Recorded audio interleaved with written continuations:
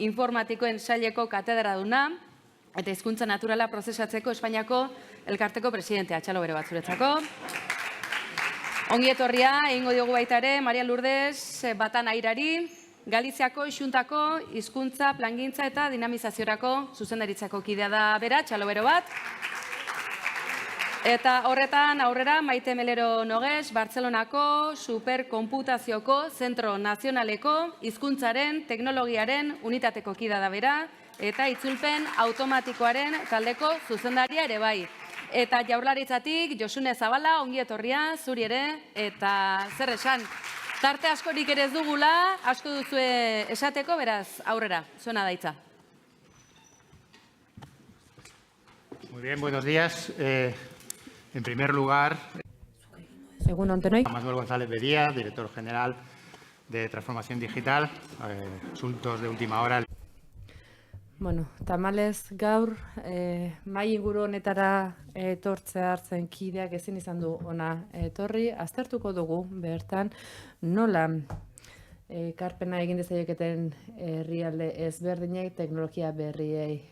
Tamalez ezin izan du gaur gurekin etorri, egia da agendek sarri bideratzen dutela gure egitekoa eta ez digute beti uzten egon genuke leku horretan egoten. Barka eskatu beraz bere hemen ez dagoelako lehenengo tokatzen zait parte hartza eta nik moderatu beharko dut gaurko mai ingurua eta beraz hasiko naiz nire buruaren aurkezpenarekin.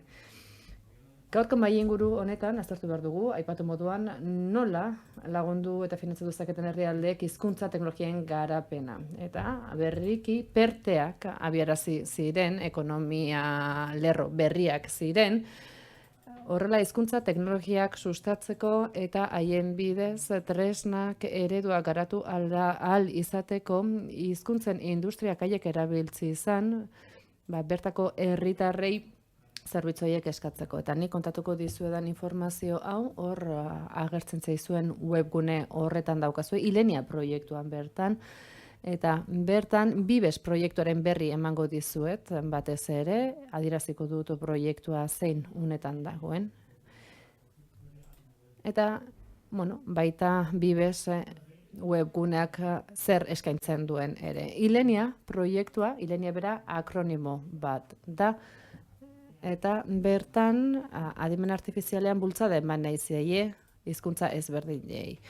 Impulso de las lenguas en inteligencia artificial, akronimoa izango litzateke Ileniarena, eta bere helburua da hizkuntza koofizial hauek izan ere proiektuaren barruan zentratzen ari gara koofizialak diren hizkuntza horietan. Espainiako hizkuntza koofizialetan noski. Eta naiz eta aztertzen ari garen hizkuntza modelo horiek gaztelania parte hartzen duten eta baita beste hizkuntzak, Europako hizkuntzak ere. Azken batean ikusten ari gara gure partzuergoan egiten ditugun esfortzu horiek batez ere Espainiako hizkuntza koofizialei bideratzen zaizkiela. Proiektu hau mapatze aldera adierazi bertan 4 zentrok parte hartzen dugula. Barcelona Supercomputing da proiektuaren koordinatzailea, bertako hizkuntza teknologien unitatean. Horrez gain, hitz zentroak ere parte hartzen du, Euskal Herritik, Zenit Unibertsitateak ere, Santiago de Compostelatik eta baita Alicanteko probintziako erakundeak ere, bertatik natorni. Eta proiektu honek, lehen aipatu moduan, eta hizkuntzen ekonomia berriak bideratzen dituen lerroen baitan, eleaniztunak diren baliabideak sortu nahi ditu, aplikazio edo zerbitzuak eskaini ahal izateko. Eta zerbitzu horiek hizkuntzen industria bera sustatuko lukete, eta bestetik herritarrek erabiltzeko tresna horiek garatuko lituzke era berean. Hemen daukagun beste helburuetako bata hau domeinu itxia izan beharrean zientzia irekia edota eskuragarri jarri ahal izatea. Horrela herritarren eskura jarri nahi dira zerbitzu hauek garatzen joan daitezen. Eta hemen mugarri batzuk ere lortu ditugu. Eta goizean ikusitako aurkezpenetan ikusi dugun moduan, baliabideak behar ditugu, datu digitalizatuak, testuak behar ditugu, eta gure helburu nagusia da, beraz, 300 bilioi hitzeko korpusa sortzea. Ez da, helburu zaila, hizkuntza gutxituei dagokienez. Gero agertuko dizkizuet valentzieraren zifra batzuk ikusiko duzue urrun gaudela helburu hori betetzetik. Egia da, halaber, Europako hizkuntza guztiak batzen ari garela, gure korpus horretan. Beraz, urrun geratzen zaigun zifra da, baina baditugu hala eta guztiz ere mugarri batzuk, eta gero ikusiko dugu jabetza intelektualaren kasuan, edota digitalizatuko baliabide hauen eskuragarritasunari dagokionez gure kasuan. Valentziako akademiak zein testu dauzkan digitalizatuta, eta testu horien egiletza eskubideen arazoa ere argitzeke dugu. Ikusi behar dugu, ea testu horiek gure lengoaia ereduetan txerta ditzakegun ala ez. Horrez gain, itzulpen automatikorako korpus paraleloak lortu nahi ditugu, eta baita laguntzaile domotikoak ere. Adimen artifizialaren boom edo leherketa honek hala ekarrita, azkenean denek makinei hitz egin nahi diegu, gure lagunei hitz egingo genieken bezala, gure senidei hitz egingo genieken bezala. Eta lehen ere ikusi dugun moduan, variante ezberdinak kontuan hartuta, azentu ezberdinekin hau, guri ere gertatzen zaigu valentzierarekin. Baina, lortu behar duguna da, azken batean, tresna batzuk eskuragarri izatea, makinekin ahalik eta modurik naturalenean trukeak izan ahal izateko. Hemen, hilenian dauzkagu, momentuz dauzkagun korpusak eta modeloak webgunean dauzkazuen eskuragarri, hauek denak Agenfaceekin lotuta daude, deskargatu ditzakezue, erabil ditzakezue, eta 11 hizkuntza modelo edo eredu ditugu garatuta, hizkuntzaren arabera eta haien aplikazioaren arabera.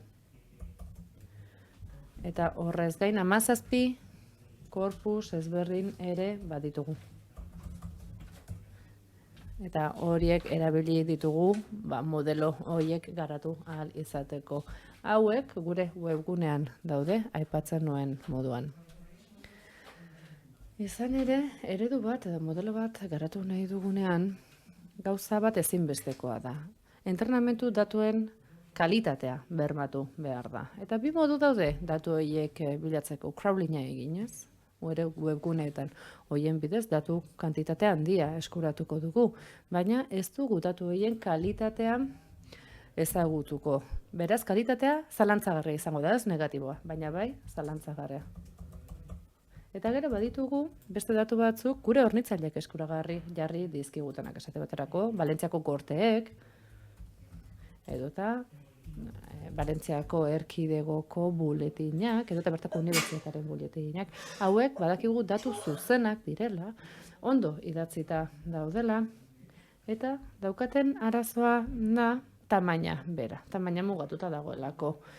Hor, beraz, gure modelo horiek datu mota ezberdinekin elikatzen ditugu, datu batzuk deskargatu ditugu, baina oraindik ez dakigu zein kalitate indize duten, eta gero baditugu beste datu batzuk kalitatezkoak direnak, baina gutxiago edo kopuru txikiagoan datuzenak. Hemen uste dut akatsa dagoela katalaneko datuan eta espainolekoen artean uste dut aldatuta daudela, baina datu hauekin egiten dugu lan ala eta guztiz ere. Badaukagu lingua franca bat, ingelesa aipatzen genuen lehen. Gure kasuan gaztelania da lingua franca hori eta honek ere arazoak ekartzen dizkigu. Lehenik ere aipatu dut.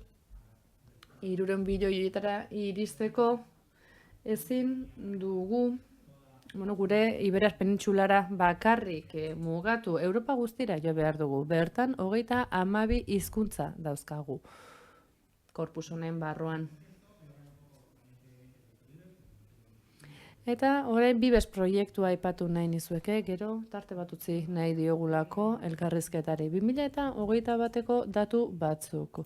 bertako Espainiako institutuak, estatistiken institutuak, banatu egin du bertako hizkuntzen hiztun kopurua. Katalana 5,5 milioi lagunek hitz egingo luke, hau da, penintsulako 11,4, Valentziera izango litzateke urrengo hizkuntza, ia ziur nago hau aldatu egin dela eta euskararen hiztun kopurua handitu egin dela esango nukean, ez dakit estatistikak hala berresten duten, hauek izan dira nik topatu ditudan azken ofizialak. Beraz, Valentziera 5,3, gero gallegoa, eta ondoren etorreko litzateke euskara. Ikusten duzuenez, ehuneko hauek oso baxuak dira. Eta eredu bat entrenatu behar dugunean hizkuntza ezberdinekin, datu kantitate honek bertako ereduek ematen dituzten emaitzetan eragina izango dute. Baina eboluzioa azaltzea gustatuko litzaidake. Hor, ezkerraldean ikusten dugu, bertako biztanleen zenbatek hitz egiten duen tokiko hizkuntza egunekotan. Baina batez ere eskuineko grafiko horretan zentratu nahi nuke. Bertan agertzen da adinen eguneko eta ikusten dugu gero eta gazte gehiagok erabiltzen duela hizkuntza koofiziala. Eta hau hizkuntza guztiekin gertatzen da. Honek etorkizunerako ikuspegi bat eskaintzen digu eta pentsa dezakegu etorkizunean gure gazteek tokiko hizkuntza gehiago hitz egingo dutela. Hau, INEMetik ateratako datua da, 2021 seguruenik aldaketak egon dira ordutik hona. Gaelikoarekin gertatzen zen moduan, Valentzierarekin ere gauza bera gertatzen da. Iparraldean eta hegoaldean hizkera ezberdinak daude, eta Espainieraren kasuan ere gertatzen da, iparraldetik hegoaldera edo Latin Amerika kontuan hartzen badugu areago. Bertako azentuak, sintaxia, semantika ezberdinak izan daitezke. Baina, hala eta guztiz ere badakigu badagoela hor oinarri komun bat. Kontuan hartu beharreko beste ezaugarrietako bat ekosistema bera da. Eta hemen miresmenez begiratzen diot Euskal Herriari bertan lagunek lan handia egiten duelako enpresen ekosistema horretan eta sustatzen du bertan parte hartze hori, baina Valentziako erkidegoan ikusten duzuen moduan komunitatea Valentzian ez daukagu hainbeste enpresa teknologikorik. Egia da, badirela langile bat, biko enpresa txikiak itzulpenera itzulpen lanak egiten dituztenak. Eta badira, era berean, hor Promsit enpresa daukagu, Alinkateko unibertsitatetik ateratako enpresa da, eta hizkuntzen industrial lan egiten du. Baina hor ikusten ditugu zeintzuk diren gainerako bazkideak eta baita Valentziako ekosistemaren parte diren unibertsitateak ere. Orain arte zer lortu dugu Bibes proiektuaren barruan korpus bat garatzea, ikusten duzuen moduan, Valentzieran korpusek ez dute zifra handiegirik. Korpus hauek, amiksekoak enduta, bera da edabide elkarte bat eta katalanez eta valentziera zenbaten dituzte berriak, horiek crawlerren bidez bilatuak izan dira, baina gainerako guztiak kalitate handiko datuak dira. Eta hori guretzat oso garrantzitsua da. Horrez gain, testu korpus horien barruan ebaluazioari begira eta instrukzioa egiteari begira, teknika bat, instruction hori, gure ereduek zeregin jakin batzuk egiten ikas dezaten. Ahotsari dagokionez, baditugu gure Valentziako gorteetako saioen grabaketak, bestetik ahotsen kaptazio ekimen bat ere egin genuen azentuak identifikatu ahal izateko, Common Voicen barruan, eta hor ikusten duzuen moduan, 1.600.000 grabazio inguru dauzkagu, pixkanaka jaso ditugunak. Ereduari dagokionez, zenbat eredu garatu ditugu, baina guk hutsetik abiatutako eredu bat izan nahiko bagenu, Valentzieran daukagun korpusarekin ez da nahikoa. Ez daukagu behar dugun kantitate minimoak, latxak egin duen moduan, guk ere estrategia hori erabili dugu. Hartu dugu eredu bat, hizkuntza eredu bat, eta entrenatu egin dugu gure hizkerarekin, Valentziarekin. Gure ereduak Aitana izena du, eta 6.3 bilioi parametro daude. Hauek banatzen dira gure azpiegituren arokira. Itziarrek superkonputazioa aipatu dugu gure taldean ere badaukagu olako horik, eta gure proben artean eredu txikiak erabiltzen ari gara. Handiagoak lortu nahi genituzke etorkizunera begira. Gure ereduak Aitana izena du, eta 6.3 bilioi parametro daude. Hauek banatzen dira gure azpiegituren arokira. Itziarrek superkonputazioa aipatu dugu gure taldean ere badaukagu olako horik, eta gure proben artean eredu txikiak erabiltzen ari gara. Handiagoak lortu nahi genituzke etorkizunera begira. Flor izan da gure abia puntua. Ileniaren emaitzetako bat izan da, eta Florrek katalana dauka bere hizkuntzen artean. Guk Valentzieran galdetuko bagenio Florri nola erantzungo liguke. Hori izan zen lehen proba, eta, Florrek 100% katalanez erantzun zigun. Eta entrenatzen joan gara, pixkanaka. Testua sartu diogu Valentzieran, gure korpusa sartu diogu. Eta instrukzio horren bidez, Aitana, Florretik datorren eredu honek, lortu du zenbaki edo zifra horiek evoluzionaraztea, eta pixkanaka, 170 katalanez erantzuten zuen, eta gero 123. Ikusi dugu, guk entrenamentu aurreko hori eskaini diogu, eta entrenamentu jarraia eskaintzen diogunez gerora, pixkanaka, Valentziera sartzen joan gara, eredu horretan pixkanaka. Horrez gain, eredu hauxe erabili dugu, bertako hizkuntza, indarkeriazko hizkuntza, edo iraingarrien hizkuntza hori identifikatzeko Valentzieran identifikatzen ari gara. Modu iraingarrian hitz egiten duten eredu hauek edo ez, eta era berean fake newsak detektatzeko eredu bat ere sortu dugu Valentzieraz egiteko noski. Eta gero, testua sortu, simplifikatu eta klasifikatzeko entrenamentua egiten ari gara. Gu egia da ez garela adituak speechen, baina Barcelona Supercomputingen lankidetzari esker ahots eredu bat ari gara. Ahotsaren errekonozimendua egiteko eta testutik ahotserako bidea egin ahal izateko. Baina aipatzen nuen moduan, datuen kalitatea da garrantzitsuena. Izan ere kontu ez da bakarrik dioten hori ondo esatea. Hau da, horrez gain, ereduei sesguak edo alborapenak sartzea eragotzen nahi dugu, eta nahi genuke gure ereduari ematen dizkigun testu horiek alborapenik ez izatea. Normalean, generoari dagokionez saiesten dugu alborapen hori, eta beraz, ereduak bateratzen edo parekatzen saiatzen gara, bai gizonezko emakumezkoen kasuan horrela, algoritmo berak ere erabiltzen ditugu, alborapen horiek gutxitu ahal izateko, edo datu sintetiko batzuk erabiliz nahi dugun alborapena indartzeko, eta hori guztian ereduan barruan txertatzen ari gara ikusteko alborapen horiek zein eragin duten eredu barruan ikusi ahal izateko. Zein kasutara aplikatzen dugu, batan irakurterrazak diren testuak sortzeko. Dakizuenez, nik alemanierazko ezagutza txiki bat izango banu eta dokumentu oso bat baldin badaukat, kosta egingo zait. Baina, dokumentua bera simplifikatu eta irakurreza baldin bada, litekena da nik gehiago ulertzea.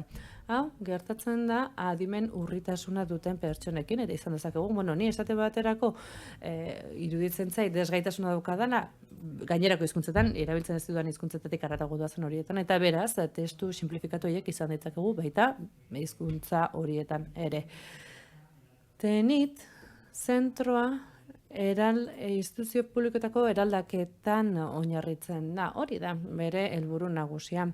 Eta hori aplikatu dugu Valentziako komunitateko estatutuan, eta hori egokitu egin dugu hizkuntza simple eta argi batean mintzo dadin testu hori, desgaitasunen bat duten pertsona horientzat. Ez daukat astirik xehetasunetan sartzeko, baina emaitza gisa esan, nire aurreko lankideek aipatu dutenarekin bat nator.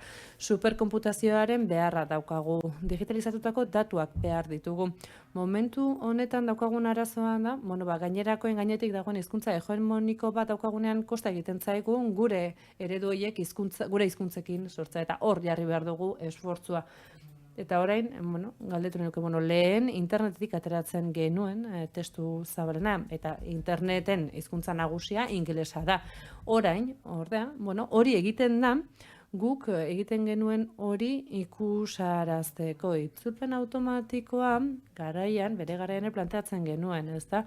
Eta markatu, beti gaelikoaren adibide erabiltzen du, baina galdetzen genuen, behar bada, bertako funtzionariek ez daukate aukerarik hizkuntza horretan hitz egiteko eta itzulpen automatikoa erabiltzen dugu, behar bada hor ekarpen hori egiteko. Niri iruditzen zait bakoitza gure hondarralea jarriko bagenu.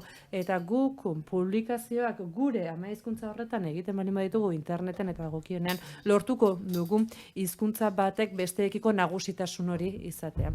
Horrela, itzulpen automatikoari esker gauza asko hobetu ditzakegulako. Honaino nire aurkezpena eta orain Maria Teresa aurkeztu nahiko nuke, bera Galiziako Xuntatik dator eta berak egingo digu hurrengo aurkezpena. Eskerrik asko.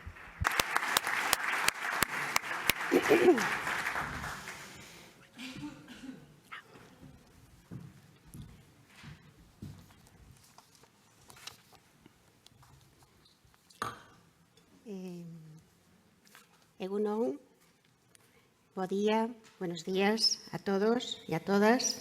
En primer lugar, tengo... Egunon, lehenik eta behin, barka askatu behar digu. Galiziako Xuntako hizkuntzaren idazkari nagusiak ez duelako ona etortzerik izan, atsegin handia eta interes handia zuen hemen egoteko, baina agenda kontuengatik sarritan gertatzen zaigun moduan ez du ona etortzeko aukerarik izan.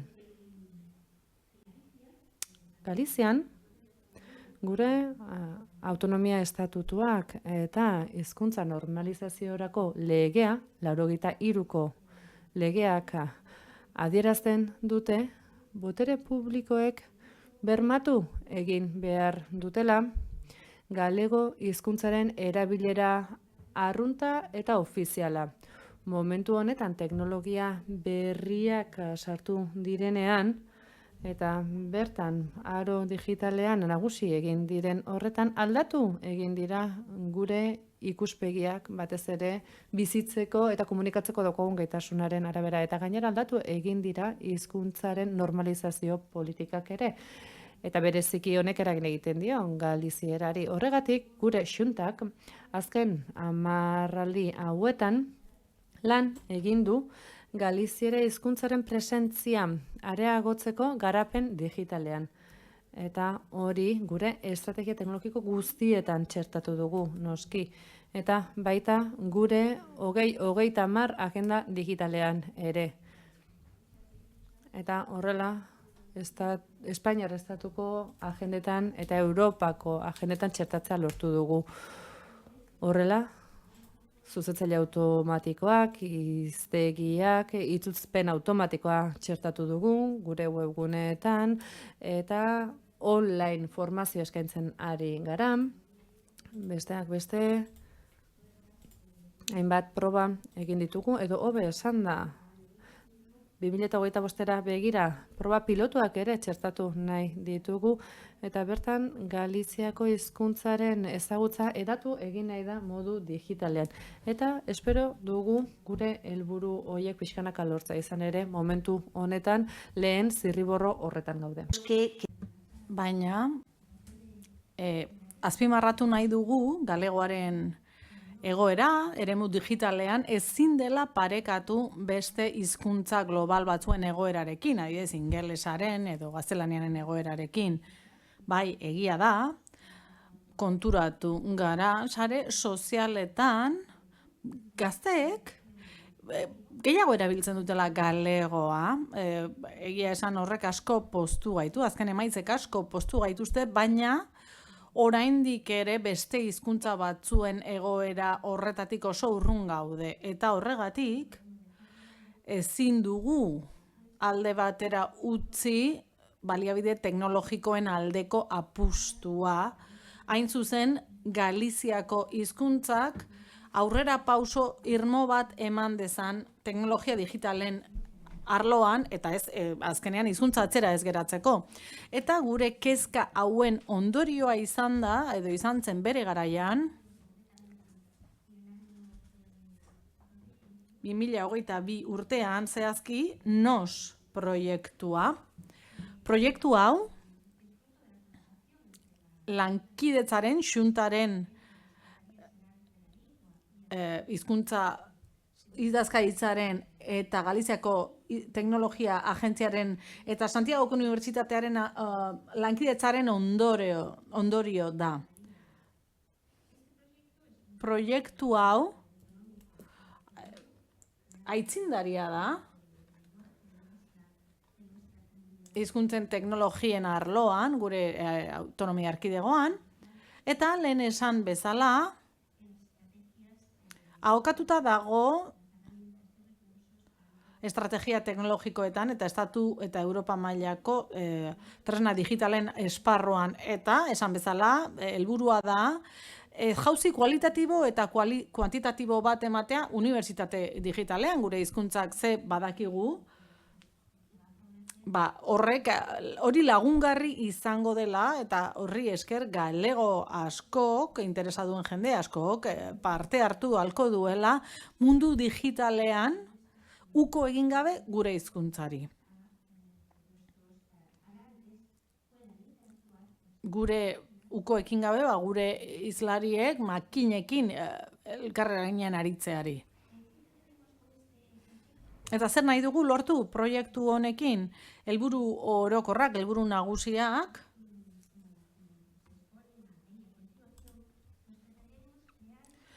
da bitarteko digitalak edo tresna digitalak sortzea galegoak aurrera egin dezan aro digital honetan, ez? Hizkuntza bizi gisa. Hizkuntza minorizatuek ezin dute arrastaka ibili hizkuntza globalen atzetik, ez? Eta ezin ditugu gure arbasoekin bakarrik lotu, etorkizunerako begirada bat ere jarri behar dute hizkuntza horiek. Eta horixe bera helarazi behar diegu gure ondorengoei, gure bizilagun seme-alabei, eta bizirik mantendu behar dugu hizkuntza. Horrela, baliabideak eta tresnak sortu nahi ditugu, hain zuzen, galegoaren prozesamendu automatikorako eta lizentzia edo baimen askeen bitartez zabaldu nahi dugu. Horrela ikusgarritasuna eman nahi diegu baliabide guztiei. Enpresei gauzak erraztu nahi dizkiegu, erabilei ahal ditzaten tresna horiek. Badakigu, etorkizuneko tresna bat dela eta lortuko duela ekarpenak egitea bai hizkuntzen sektore ekonomikoari, baita kultur sektoreari eta oro har gizarteari. Eta gure betebeharra da gizarteari honen berri ematea, hizkuntza ez dadin liburutegiko animalia bat bezala geratu. Guk ekosistema bat sortu nahi dugu, ekosistema berritzaile bat teknologiaren, edo mezularitzako teknologien inguruan. Baliabide hauek guztiak eskuragarri daude proiektuaren webgunean, NOS proiektuaren webgunean eskura ditzakezu, nos.gal da helbidea. Eta zein izan da ibilbidea? Lehen ere esan dut, 2021 hasi ginen, Santiagoko Unibertsitatearekin lankidetzan, Europako funtsak bideratu ditugu proiektura, baina proiektuaren behin betiko lanketa, proiektuak hainbat fase izan ditu, hemen dago nola garatu den, aurrena abian jartzea, ingurunea aztertzea, datuak biltzeko asmoz, eta azken helburua izan da, hori, datu horiek erabiltzea baliabideak sortzeko. Zer eraiki dugu? Eraiki dugu proiektu bat 15 milioi euroko balorazio izan duena, eta perten laguntzak jaso dituena. Hizkuntzaren, Espainiako gobernuak bultzatutako hizkuntzaren ekonomia berriak pertearen bitartez. Perteak, Next Generation funtsen bitartez, zuzkidura handia zuen halako gaietarako, Espainiako estatuko hizkuntza gutxitu gutxientzat, baina orain arte ez dugu lortu nahikoa funts proiektuaren helburuei heltzeko. Eta ez zaio hori Galiziari bakarrik gertatu, gauza bera gertatu zaie gainerako autonomia erkidegoei, guk orain arte bi lortu ditugu, eta egoera hau agerian jarri dute gure ordezkariek, kultura hizkuntza gazteriako kontseilaritzako ordezkariek agerian jarri dute, eta Alakanten izan zen bileran, duela gutxi, Alakanten izandako bileran. Zer nahi dugu aldarrikatu? Aldarrikatu nahi dugu perteak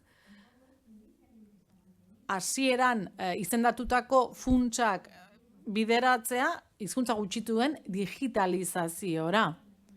Autonomia erkidego guztiok, gure hizkuntza dugun autonomia erkidego guztiok, helburuak argi ditugu, proiektuak hor ditugu, baina finantzaketa behar dugu.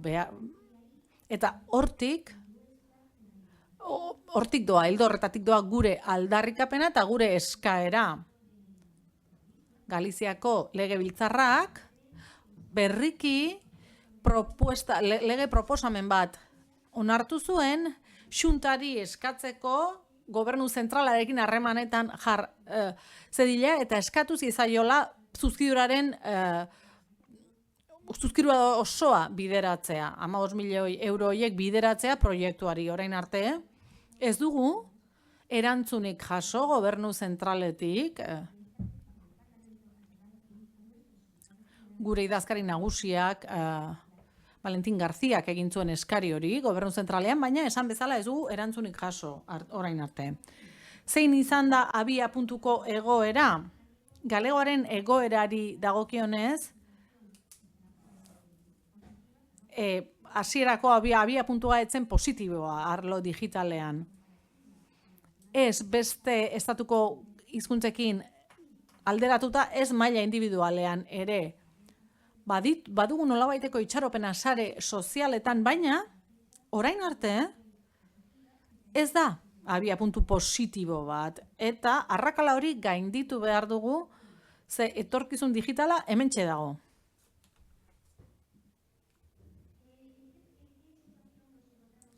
Zein da egungo egoera? Proiektua aurrera doa. Amaitzen joan behar dut, proiektua aurrera doa, denbora asko eskaini diogu, datuak biltzeko lanari, baina testuzko datuak, baina hotzezkoak, hainbaten erakundeek parte hartu dute, edabideek, sektore publikoak, hementxe, grafiko horretan ikusi duzue, eta datuak biltzeko prozesuan, Galizia osoan zehar zabaldu dugu.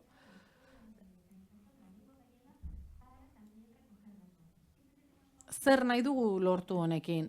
Nahi dugu ahots banku zabal bat eduki dialekto guztiak biltzeko, hor islatuta gera daitezen, galegoak aldaera asko ditu eta horiek guztiak jasotzea zen gure helburua. Ze emaitza ditugu gaur egun? Gaur egun,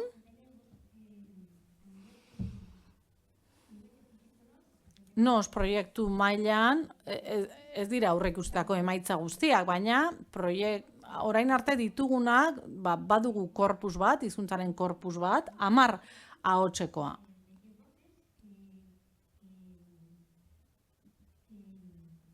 Tenemos ya en funcionamiento, tenemos ya un traductor. Badugu horretaz gain itzultzaile bat, itzultzaile automatiko bat, neuronala, sintetizadore bat ere badugu, eta ahotsa ezagutzen duen gailu bat ere badugu. Azkar pasako naiz, hurrengo diapositibetatik, hementxe duzue korpusa, galegoa gaztelera eta galegoa ingelesa korpusa ditugu, itzultzaile neuronala dugu, sarbide librekoa da, eta kode askekoa, kode irekikoa, eta hizketa ezagutzen duen gailua edo aplikazioa ere badugu. Eta horren bitartez, lingua horretara sar gaitezke. Ahots sintetizadorea ere badugu. Azkar noa barkatu, Bai, bukatzen joan behar duzu. Eta azken urrats bezala, oraintxe, bertan, plan pilotuak ari gara abian jartzen, Galiziako Xuntan gobernuan ezarriko ditugu, Gallo itzultzaile neuronala eta Zeltia. Zeltia emakumezko ahots neuronala da, Zeltia izena jarri diogu, eta horixe bera ezarriko dugu baita ere Galiziako Xuntan. Orain arte, itzultzaile bat, TTS sistema baten prototipo bat, Zeltia ahotsa. De implantarla también un prototipo de sistema SR Eta horretaz gain, ahotsak areagotu ditugu ia 300 ordu ditugu. Eta 6.130 hiztun. Eta horri erantsi behar dizkiogu lehen aipatutako 10 korpusak eta 3 demostratzaileak. Badakigu, asko dugula egiteko, ezin diegu utxe egin gure hiztunei eta gure bete beharra da beraien alde lan egitea. Eta nahi duguna da, estatuko administraziotik ere, erantzukizun hau partekatzea funtsen bitartez. Aurre ikusteko funtsoen bitartez. Gero eztabaidan hitz egin dezakegu nahi badugu. Eskerrik asko. A continuación, Jarraian, Maite Melerok, Bartzelonako supercomputingeko hizkuntza teknologien ardunadunak hitz egingo digu, egunon. Nik nire aurkezpena egingo dut ezagutzen ditudan lingua franketako batean, bitan. Nire diapositibak ingelesez egongo dira, baina nik gaztelaniaz hitz egingo dut. Ikusten denez, katalanez ezin izan naute interpretatu. Duela gutxi gainera egon nintzen honen antzeko foro batean, Network for Promoting Linguistic Diversity horren barruan, eta antzeko mahai inguru batekin, eta Bartzelonan zenez, bai katalanez hitz egin nuen, beraz agian nire hizkuntzak pixka bat nahaztuko ditut.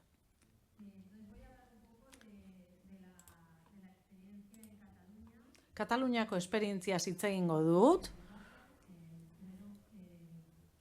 hizkuntzaren teknologiekin ze esperientzia izan dugu, baina aurrena oinarrizko datu hauek partekatu nahi nituen zuekin, katalanari buruzko oinarrizko datu hauek. Katalana, Oksitano-erromantzearen familiako hizkuntza bat da, ertaina esango genuke dela, ez da hizkuntza txiki bat.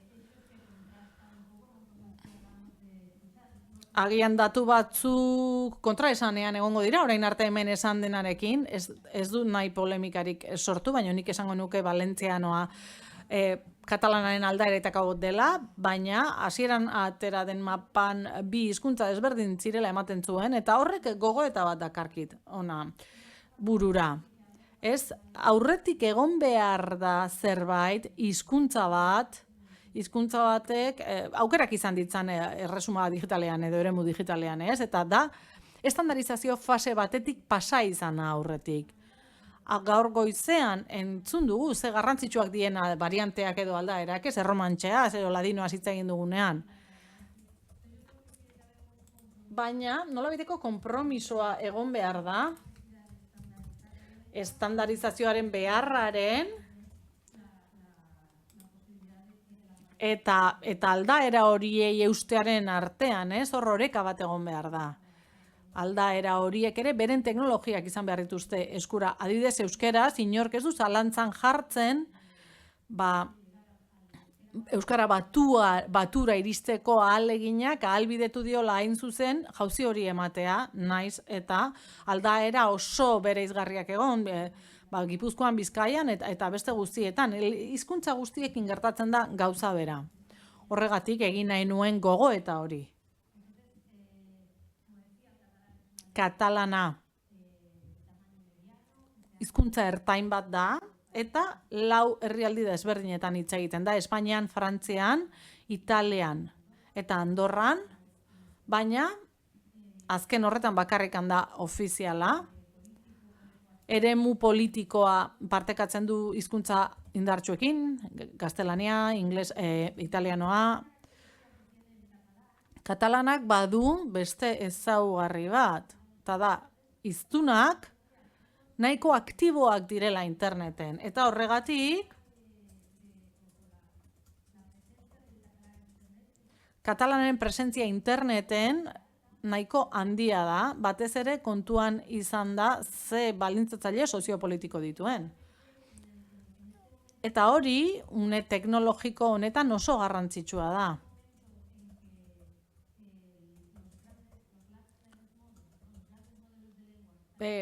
Hizkuntzan eredu handiak garapen teknologiko guztien oinarrian daude une honetan, eta large language models horiek elikatzen dira batez ere interneteko datuez, eta horregatik hizkuntza batek interneten presentzia izatea lehenengo baldintza da, hizkuntza horrek aukerak izan ditzan eremu digitalean. Gero beste gauza batzuk ere beharko ditu, baina hori izango litzateke lehenengo urratsa eta oso urrats garrantzitsua gainera. Katalana duela urte asko presente dago, badu presentzia hori, katalanaren Wikipedia garrantzitsua da, kalitatezko Wikipedia bat da. Gainera, unibertsitate ekosistema nahiko indartsu bat dauka. Hizkuntzaren teknologiaren arloan hobekuntzak izan litzake, noski hobetu liteke.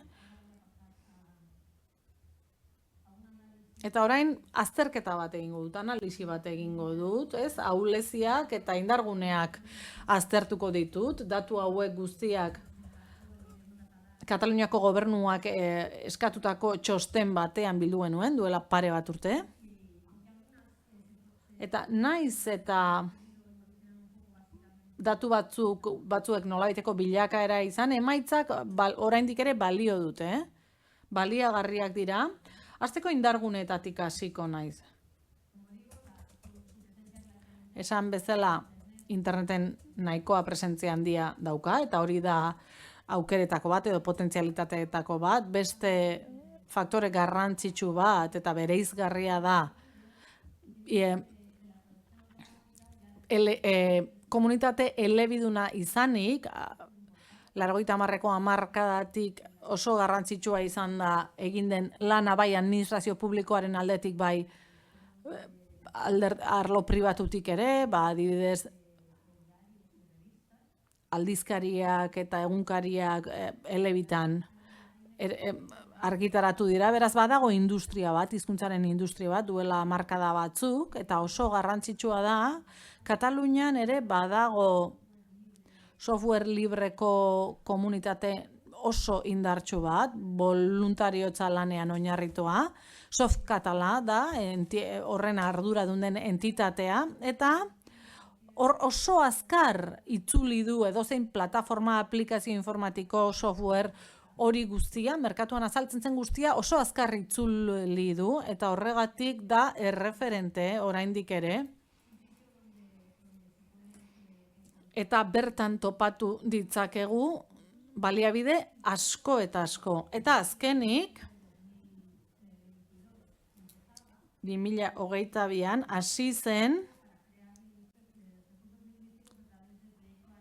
Aina proiektuaren bitartez hizkuntza baliabideak sortzeko proiektua. Alderdi positiboekin jarraituz, aukera gisa ikusten da bazela adimen artifizialaren iraultza handi bat, martxan.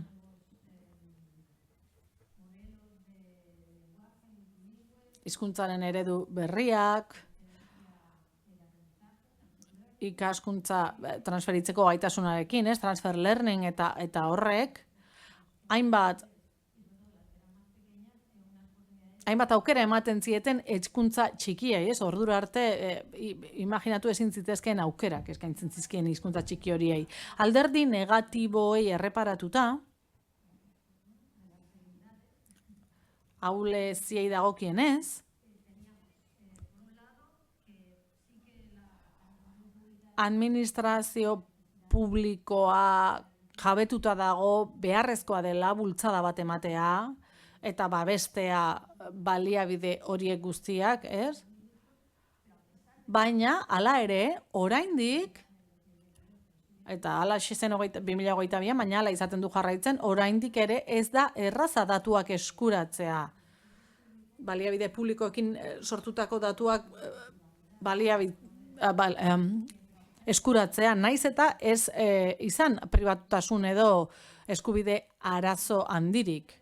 Batez ere ahotsezko datuei dagokienez, eta hortxe konturatu ginen baita ere, baliabideek bisibilitate txikia zutela, ikusgarritasun txikia, eta etzela erraza datu horiek eskuratzea. Eta ekosistemari buruz esan dudanarekin lotuta, hizkuntzaren teknologietan, naiz eta ekosistema indartsua izan, ez dago programa askorik gaitasun horiek lantzeko. Eta bestetik, urte luzez, talentuak atzerrira ihes egin digu. Eta mehatxuen barruan, eta hau hegemonikoa ez den edozein hizkuntzarentzat da baliogarria edo balioduna. Hemen gaur goizean askotan entzun dugun zerbait da. Ingelesaren hegemoniak eta beste hizkuntzaren baten hegemonia handi horrek interneten eta sare sozialetan kontrastea egiten duela esan den beste zerbaitekin, eta da gazteak elebidunak badira hizkuntza handiaren alde egiten dutela, zergatik teknologia gehiagorako eta tresna gehiagorako sarbidea ematen dielako hizkuntza handi horrek. O sea, acceso a contenidos y que si ellos generan contenidos también pueden tener un... Eta horrela, eduki gehiago eskuratu ditzake eta beraiek sortutako edukiak ikusgarritasun handiagoa izango dute. Diglosia digitala deitze zaio horri eta teknologia baliabide gutxiago duen hizkuntzaren kaltetarako da. Eta gero merkatuaren joerei erreparatuta, enpresa teknologiko handiek joera dute baita ere estatuko merkatuak monolingüe edo elebakarreko gisa ikusteko. Ez? LPD lehen esandako ekitaldi horretan, Galeseko ardura honak ere hori esan zuen. Beraiek ahalegin handia egin dute Googleek eta Microsoftek ikusteko erresuma batuan ez dela ingelesa bakarrik hitz egiten, beste hizkuntza batzuk ere hitz egiten direla, eta Espainian gauza bera gertatzen da. Maite, amaitzen joan behar duzu, oraindik ez dut Ainari buruz hitz egin. Denbora agortzen ari zaigu eta azkeneko hizlaria zain dugu. Ainak hainbat urte dela martxan, helburua zen hasiera batean teknologia azpiegitura sortzea katalana edo enpresek ez ezaten hasierako inbertsio hori egin behar edo katalanerako produktuak garatzeko garaian, hau da, azpiegitura eta teknologia sortu nahi zen. Orain, lenguaiaren eredu handiekin errazu egin zaigu lana, ze oinarri bezala erabilitzakegu, hainbat gauza eraikitzeko. Zer lortu dugu orain arte? Datus korpus oso garrantzitsuak lortu ditugu, bai webunetik jasotako korpusak, bai kalitate handiagoko korpusak, horrentzaileen bitartez lortu ditugunak. Eta badago beste puntu oso garrantzitsu bat, aipatu nahi duduna. Ainak publizitate kanpaina bat egin zuen, bakoitzak bere ahotsa doaintzan emateko katalanaren alde, eta kanpaina horrek sekulako arrakasta izan zuen, eta erakutsi zuen, hiztun katalanek mobilizatzeko gaitasun handia dutela, eta oraintxe bertan, Common Voicen ordu gehiago dituen hizkuntza da ingelesaren gainetik gainera. Baliabide horiei esker, adibidez, Googleek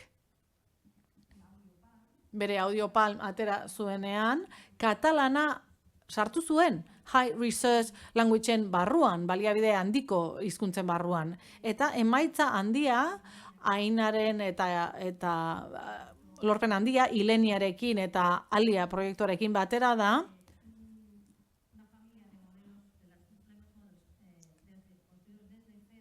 hutsetik lortutako hizkuntza ereduen adibidetako bat dela eta oreka mantentzen duela hizkuntzen artean eta hizkuntza iberikoen presentzia handia dela. Helburu handia da, Ainaren helburu orokorra litzateke adimen artifizialeko azpiegitura publiko eta libre bat egotea, subiranotasun digitalerako, hemen dago GPT-3-aren arteko hizkuntzen konparaketa.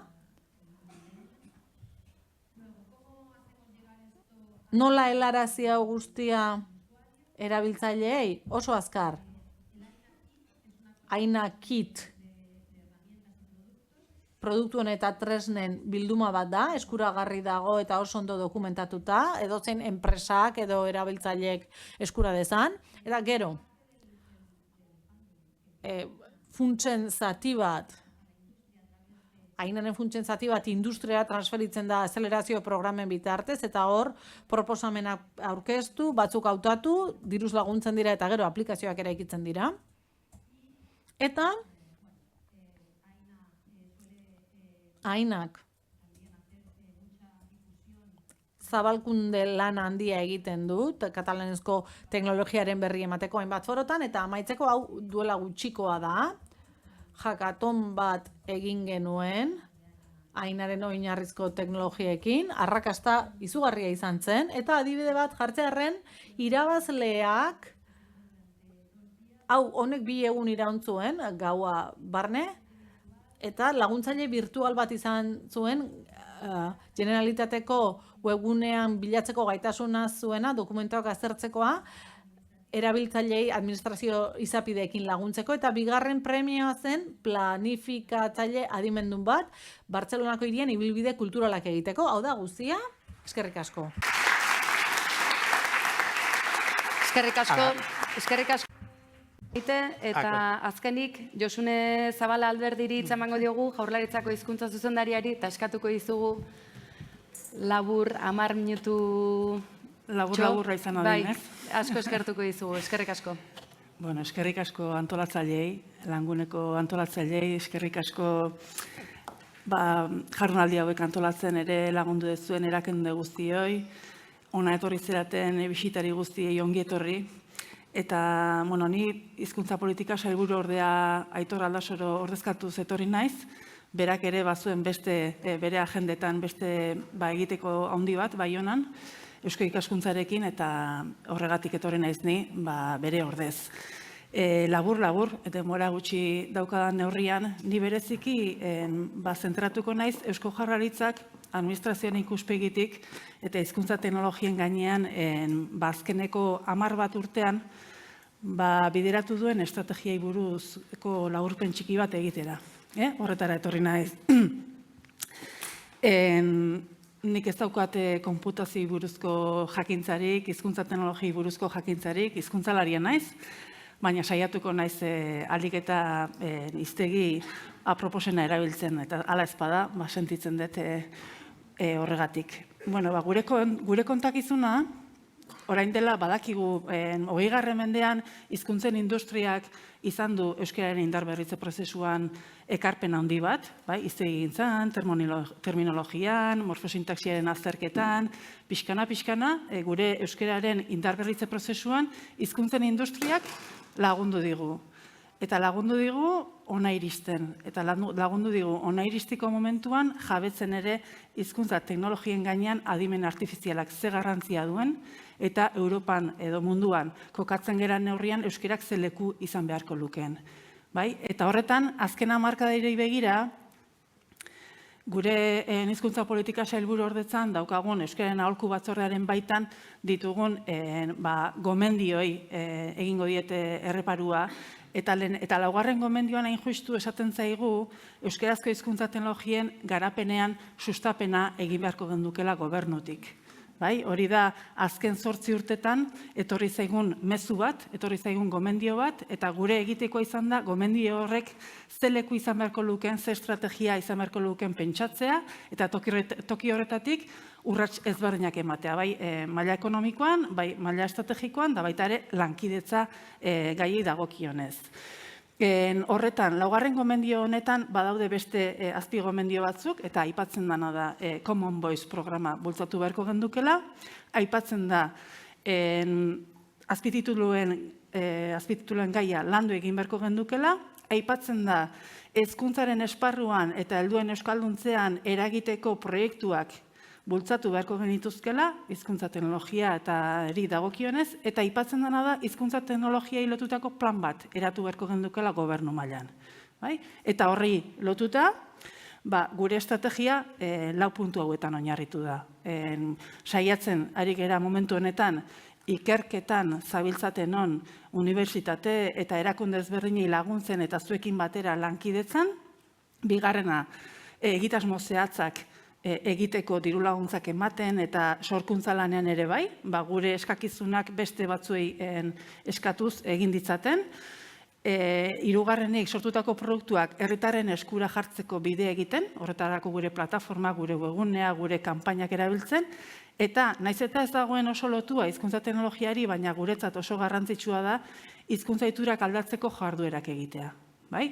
Orain arte ez dut gehiegi ere entzun, agian galestarrari edo entzun diot, baina hizkuntza teknologiak eraiki bezain garrantzitsua da gure hiztunek hizkuntza teknologiak erabiltzea. Eta uste dugu horretan ere eragitea badagokigula, eta gure hizkuntza teknologien planean ere hori kokatzen da. Eta horre ikusten den bezala beti ere lankidetza publiko eta pribatua sustatuz. Hau izango litzake estrategia, bere osotasunen, 4 puntu hauei erantzutea lankidetza sustatuz, eta horretarako lehenengo egitekoa izan zen, 2020an izzentroak lagunduta, izzentroari eskatu genion gure hizkuntza teknologien ekintza plana nolako beharko luken txosten tekniko bat, eta haiek egindako ekarpenetik gurera etorri zen gaitu izena eman genion 2021-2024 plan hizkuntza teknologien plana. Hor, bereziki esaten dena da, Europa mailan etorkizunean edo etorkizun oso hurbilean hizkuntza teknologiek garrantzi handia hartuko dutela, hizkuntza gutxituek leku hartu beharko luketela hizkuntza franka hoien gainean, eta gutxiagotasun hori egoera hori berdintzeko estrategia ezberdinak garatu beharko genituzkela, eta horretan bere biziko garrantzia izango lukela hizkuntza teknologia garatzeak. Eta gure kasuan, euskarari lotutako hizkuntza teknologia garatzeak. Hori da dokumentuaren oinarrian esaten dena, eta horren baitan administrazioari egiteko batzuk ematen dizkio plan horrek. Bereziki esaten zaio administrazio osoari sail bakoitzak zein ekarpen egin diezaioken hizkuntza teknologiari, bai osasun sailak, bai justizia sailak, bai merkataritza sailak, industria sailak, hizkuntza politika sailak, bakoitzari galdetzen zaio hizkuntza zein estrategia erabiliko duen, bakoitzari eskatzen zaio ze proiektu bideratuko duen gai honi lotuta, eta gutxienez plan edo dokumentu honen egiteko nagusia da sail osoetan edo sail bakoitzeko egiten lan hori jasotzea, ebaluatzea aurrera begirako urrats batzuk bideratzeko. Hori labur, gaitu horri lotuta. Eta gaituren barruan eta hizkuntza politika sailburuetzatik zertan bereziki jarri dugu indarra. Bereziki indarra jarri dugu hizkuntza teknologiako zentroarekiko daukagun konfiantza horretan. Beraiekiko harreman horretan, hemen aurkezpena izan dezue, behin baino gehiotan aipatu da izzentroa, eta Eusko Jaurlaritzak ere izzentroan jarri du foko nagusia, eta 2 proiektutarako diru laguntzak eskaintzen dizkio izzentroari, eta bat da ikergaitu programa bideratzeko, eta bestea da Klaria Eus programa, edo partzuergo horretan, eraikita dagoen sare hori bultzatzen jarraitzeko. Ikergaituren barruan, 2 programa hauek 2023 eta 2025 bitarteko diru laguntza dute, eta elkarrekin egin dugun akordio horretan eskatu diegu edo adostu duguna da batetik helduen euskalduntzeari lotutako proiektu bat bideratzea, ez dakit badakizuen, baina helduen euskalduntzean badago hizkuntzen irakaskuntza eta ikaskuntza prozesuan mailakatzeko modu bat, A1, A2, B1, B2, C1, C2, horiek, eta eskatu dieguna da edozein testu mailakatzeko gaitasuna izango duen teknologia garatzea, hori da horietako bat. Bestea, da desgaitasuna duten hiztunek euskeraz teknologien bitartez lan eta ikasteko aukerak sortzeko teknologia garatu dezaten eskatu diegu, eta horretan ari zerate. Eta hirugarrena da berriz, hizkuntza gure arteko harremanetan, normalean gaztelania eta euskera askotan hasten dira, eta harreman natural horietan kode ezberdinak ezberdindu eta pertsona ezberdinen prosodiak ezberdintzen dituzten teknologia garatzea gero hori prozesatzeko eta hori transkribapen iturri bihurtzeko. Eta laugarrena da, lehen ere aipatu dezuena, chat GPT hoien bitartez edo euskerak ere hor lekua izateko bidea egin dezan. Hori izango litzake laburrik ergaitu. Eta besteak klaria hain justu izango litzake Europa mailan Euskal Herri mailako sare bat eraikitzen ari da izzentroa, gainerako beste erakunde batzuekin harremanetan, eta horren helburua da hizkuntza teknologia garatzeko behar dian azpiegiturak, behar dian ezagutza, transferentziarako bideratu erdan indar metatu guztia, klariaren bitartez bideratzea. Hori izzentroarekiko daukagun harremanari lotuta, eta bestea da guk administrazio mailan, barruan, administrazioan badaukagu EGIE Eusko Jaurlaritzan informatika elkarte bat, eta EGIEren bitartez ere proiektu ezberdinak garatzen ditugu, bakoitzak badu ditu proiektu ezberdinak, eta momentu honetan garrantzitsuena da hemen gaur goizean aipatu ditugun gai ezberdinen lotuta datuen bulego bat sortzea. Administrazioak berak izango luken datuen bulego bat sortzea, abiapuntuan administrazioak berak eskura dituen datuak baliatuz, administrazioak eta administrazioaren inguruan dauden beste erakunde guztietatik jaso genezaken hori guztia batu, hori tratatu, eta gero kanpora begira edonork edonola erabiltzeko modua egiteko.